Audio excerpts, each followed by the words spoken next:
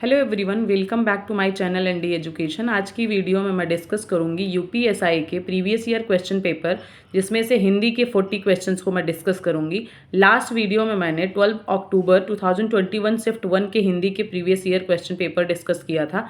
इस वीडियो में शिफ्ट 2 का हिंदी का ही पेपर मैं डिस्कस करूँगी। सबसे पहले क्वेश्चन नंबर 1 से हम स्टार्ट करेंगे। हमारे पास क्वेश्चन नंबर 1 है, इनमें से कौन सी बोली राजस्थान की बोली नहीं है? तो इसका सही आंसर हो जाएगा ऑप्शन 4, बुंदेली जो है राजस्थान की बोली नहीं है।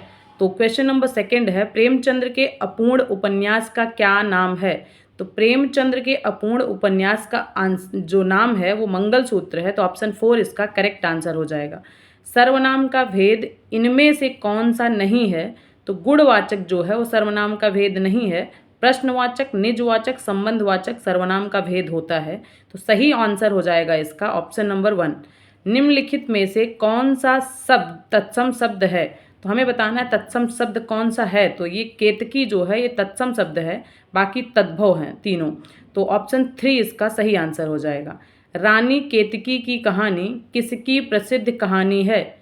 इंसा अल्लाह खान की, अल्लाह खां जो है उनकी रानी केतकी की कहानी उनकी प्रसिद्ध कहानी है। नेक्स्ट क्वेश्चन है, मिश्रित तथा संयुक्त वाक्यों में विरोध का भाव प्रकट करने के लिए किस विराम चिन्ह का प्रयोग किया जाता है? तो इसमें अर्ध विराम का चिन्ह प्रयोग किया जाता है। ऑप्शन 4 इसका बिल्कुल सही आंसर है। किस पत्रिका का संपादन भारतेंदु ने नहीं किया है? तो भारतेंदु ने भारतेंदु पत्रिका का संपादन नहीं किया है। ऑप्शन 4 इसका बिल्कुल करेक्ट आंसर है।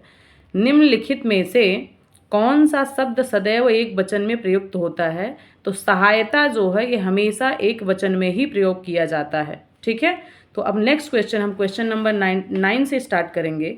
हमारे पास दिया हुआ क्वेश्चन नंबर 9, घास फूस में कौन सा समास है? तो घास फूस में द्वंद्व समास है। ऑप्शन 2 इसका करेक्ट आंसर है।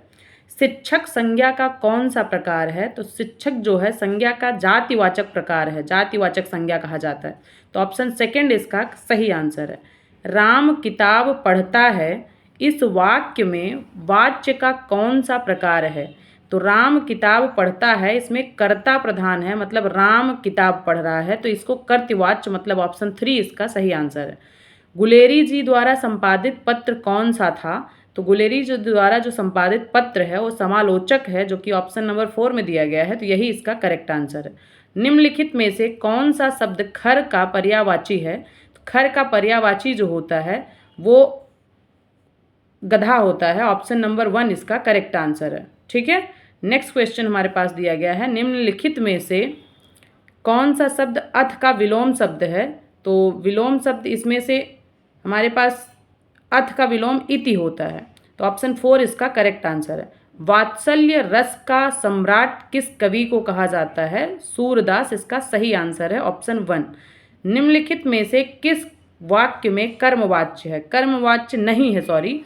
तो कर्मवाच्य होता है जिसमें कर्म प्रधान हो। तो उसने खाना नहीं खाया, उससे खाना नहीं खाया गया, उससे खाना नहीं खाया गया कर्मवाच्य है। छात्र द्वारा पुस्तक पढ़ी गई कर्मवाच्य। दोषी व्यक्ति द्वारा क्षमा याचना की गई, ये तीनों कर्मवाच्य हैं। बालक खिलखिलाकर हंस रहा था, तो ये बालक मतलब ये कर्तृवाच्य मतलब कर्ता प्रधान है। तो ये ऑप्शन 4 इसका करेक्ट आंसर हो जाएगा, कर्मवाच्य नहीं है। 17 क्वेश्चन हमारे पास है, दोपहर के बाद का समय इस वाक्यांश के लिए उपर्युक्त शब्द लिखिए। दोपहर के बाद के समय के लिए एक शब्द में हम इसको बोलते हैं अपराह, और दोपहर के समय को जो हम बोलते हैं इसका ऑप्शन जो है अपराह मतलब ऑप्शन 3 इसका सही है। दोपहर के समय को हम मध्याह्न बोलते हैं। दोपहर के समय से पहले का जो समय होता है उसे पूर्वाह बोलते हैं। कबीर की उलट बासियाँ में कौन सा रस प्रमुख है? अद्भुत रस है। कबीर की जो उलट बासियाँ हैं उसमें अद्भुत रस है। ठीक है, 19th क्वेश्चन है, कमल मोती पानी में उत्पन्न होने वाला ये किस शब्द के अनेकार्थी शब्द हैं? तो कमल मोती पानी ये तीनों के तीनों जलज का अनेकार्थी शब्द हैं। हिंदी साहित्य का आदिकाल का लेखक कौन है? हिंदी साहित्य के आदिकाल के लेखक जो हैं वो हजारी प्रसाद द्विवेदी जी हैं। ठीक है, वे आम के पेड़ हैं, इस वाक्य के अधोरेखित शब्द का सर्वनाम का प्रकार लिखिए। तो जो वे आम के पेड़ हैं, एकदम निश्चित है कि कौन से आम के पेड़ हैं, तो ये निश्चयवाचक सर्वनाम है। जाके प्रिय न राम वैदेही, ताजिए ताहि कोटि बैरि सम जदपि परम स्नेही। इसमें हमें बताना है कि ये किस प्रसिद्ध कवि का उक्ति है, तो तुलसीदास ने इसको लिखा है। तो ऑप्शन 1 इसका सही आंसर है। सॉरी। तरल का विलोम शब्द हो जाएगा कठोर, मतलब ठोस, तो 23 इसका आंसर सेकंड हो जाएगा। हिंदुस्तानी भाषा का रूप क्या है, तो इसका सही आंसर है हिंदी उर्दू मिश्रित। हिंदी और उर्दू को मिला के हिंदुस्तानी भाषा बना है, तो सही ऑप्शन 24 का 4th हो जाएगा। निम्नलिखित में से कौन सा शब्द स्त्रीलिंग है, हमें बताना है कौन सा शब्द स्त्रीलिंग है। तो यहाँ पे करेक्ट आंसर हो जाएगा, ये बताना है स्पर्श, लेख, दुख और गरिमा। तो इसका सही आंसर है गरिमा। हमेशा स्त्रीलिंग में यूज होता है अच्छी गरिमा। ठीक है, तो नेक्स्ट क्वेश्चन हमारे पास है, निम्नलिखित में से कौन सा शब्द तद्भव नहीं है। कार्य जो है तद्भव नहीं है, तत्सम शब्द है। बाकी कसौटी, काठ, कहानी ये तद्भव शब्द हैं। किस शब्द में उपसर्ग नहीं है, विरासत में उपसर्ग नहीं है। बाकी व्यापार, विकल और विक्षक में वी जो है उपसर्ग लगा हुआ है। केदारनाथ अग्रवाल को किस कृति पर साहित्य अकादमी पुरस्कार प्राप्त हुआ है, तो अपूर्वा पे केदारनाथ अग्रवाल को साहित्य अकादमी पुरस्कार मिला हुआ है। तो ऑप्शन 1 इसका सही आंसर है।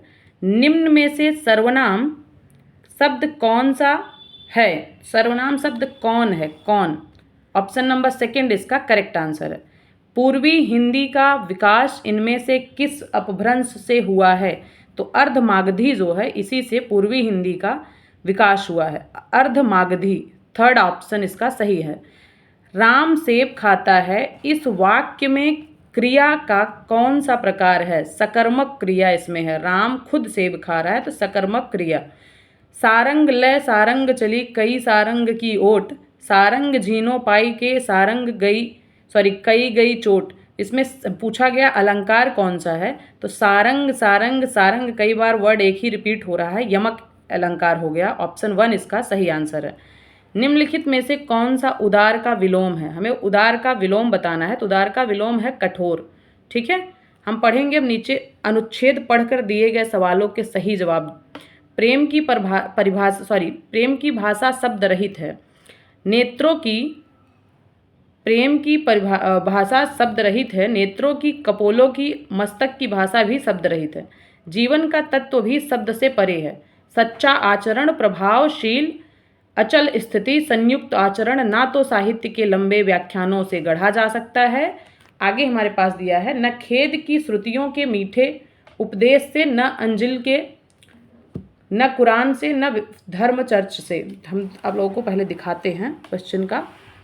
यहाँ से लिखा है, न वेद की श्रुतियों के मीठे उपदेश से, न अंजिल से, न कुरान से, न धर्म चर्चा से, न केवल सत्संग से। जीवन के अरण्य में घुसे हुए पुरुष के हृदय पर प्रकृति और मनुष्य में जीवन के मौन व्याख्यानों के यत्न से सुनार के छोटे हथौड़ों की मंद मंद चोटों की तरह आचरण का रूप प्रत्यक्ष होता है।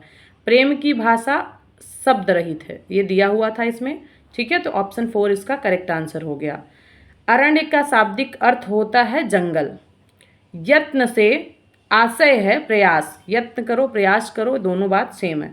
जंगम का विलोम शब्द इसमें स्थावर। जंगम मतलब एक तरीके से जंग, तो स्थिर स्थावर हो गया इसका सही आंसर। अगला क्वेश्चन हमारे पास लिखा हुआ है, क्वेश्चन नंबर 38। निम्नलिखित में से कौन सा स्त्रीलिंग है, तो आय जो है इनकम, अच्छी इनकम, तो ये ऑप्शन नंबर 1 इसका सही आंसर है। आप मियाजी मांगते द्वार खड़े दरवेश, इस लोकोक्ति का सही अर्थ है किसी निर्धन के घर भिखारियों की भीड़ में होना। तो ऑप्शन 2 इसका सही आंसर है। अवधि शिला का उस पर था गुरुभार, तिल तिल काट रही थी दृग जलधार में कौन सा छंद है, तो 12वें छंद है। ऑप्शन नंबर 2 40 का सही आंसर है।